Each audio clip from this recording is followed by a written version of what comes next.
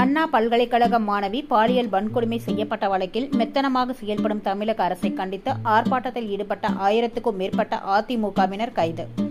சென்னை அண்ணா பல்கலைக்கழகத்தில் மாணவி ஒருவர் பாலியல் வன்கொடுமை செய்யப்பட்ட வழக்கில் காவல்துறை மெத்தனமாக செயல்படுவதாகவும், தமிழ்நாட்டில் தொடரும் பாலியல் வன்கொடுமைகளை தடுக்க வலியுறுத்தியும், சட்டம் ஒழுங்கை காப்பாற்ற தவறிய தமிழக அரசை கண்டித்தும் இன்று தமிழகம் முழுவதும் அதிமுக சார்பில் கண்டன ஆர்ப்பாட்டம் நடைபெறும் என்று அக்கட்சியினர் பொதுச் செயலாளர் எடப்பாடி பழனிசாமி அறிவித்திருந்தார்.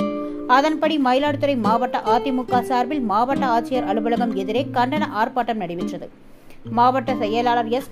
பவுன்ராஜ் தலைமையில் நடைபெற்ற ஆர்ப்பாட்டத்தில் 1000க்கும் மேற்பட்ட அதிமுகவினர் பங்கேற்று கண்டன கோஷங்களை எழுப்பினர்.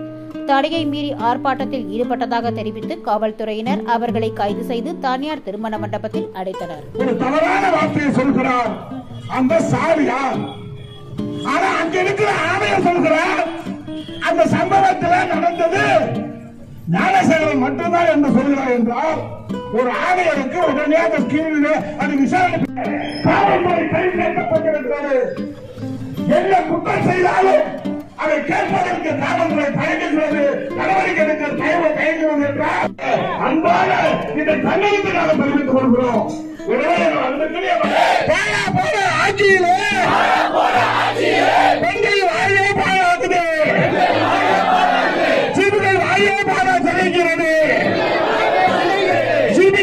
கோடியில தள்ளாடும் தமிழ்நாடு, பாதையில் பெண்களுக்கு பாதுகாப்பில்லை.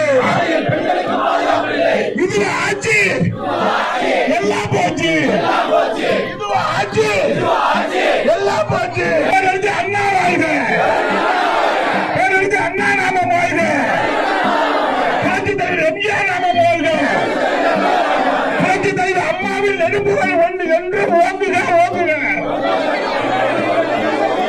வெல்க வெல்க வெல்கவே, வெல்க வெல்க வெல்கவே.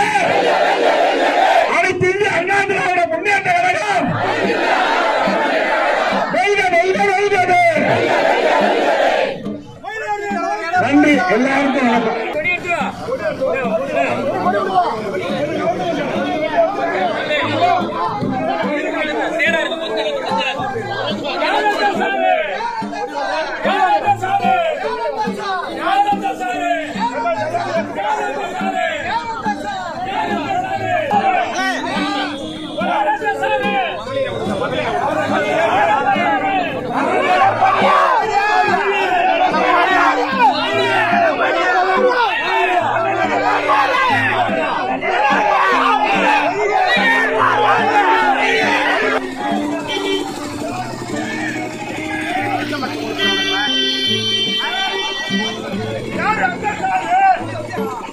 I'm